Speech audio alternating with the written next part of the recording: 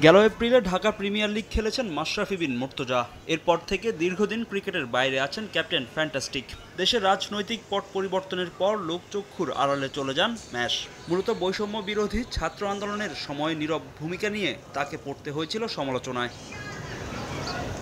সবশেষ বিপিএলে সিলেট স্ট্রাইকার্সের হয়ে খেলেছিলেন ম্যাশ। তবে রাজনৈতিক ব্যস্ততা ও ইনজুরির কারণে টুর্নামেন্টের মাঝপথে দল থেকে সরে দাঁড়ান তিনি। সেই সিলেট স্ট্রাইকার্সের মালিকানাধীন যুক্তরাষ্ট্র টি10 মাস্টার্সের ফ্র্যাঞ্চাইজি ডেট্রয়েট ফ্যালকনসের হয়ে দীর্ঘ সময় পর আবারও ক্রিকেটে ফিরতে যাচ্ছেন মাশরাফি। প্লেয়ার ড্রাফট থেকে বাংলাদেশের সাবেক অধিনায়ককে দলে ভিড়িয়েছে ফ্র্যাঞ্চাইজিটি। একই দলে খেলবেন ম্যাশের বন্ধু ও বাংলাদেশ জাতীয় দলের নির্বাচক আব্দুর রাজ্জাক। তাকে সরাসরি কিনেছে ডেট্রয়েট ফ্যালকনস। এছাড়া দলটিতে আছেন অস্ট্রেলিয়ার টি20 বিশ্বকাপ জয়ী অধিনায়ক অ্যারন ফিঞ্চ, ইংল্যান্ডের ডেভিড মালান, ওয়েস্ট ইন্ডিজের রায়াত এমরিথ, দীনেশ রামদিন, আছেন দুই শ্রীলঙ্কান থিসারা পেরেরা ও অ্যাঞ্জেলো পেরেরা। মাশরাফি রাজ্জাক ছাড়াও যুক্তরাষ্ট্র টি10 মাস্টার্স লিগে দল পেয়েছেন কামরুল ইসলাম রাব্বি, আরাফাত সানি, আরিফুল হক, ইলিয়াস সানি, আলামিন সহ অনেক ক্রিকেটার।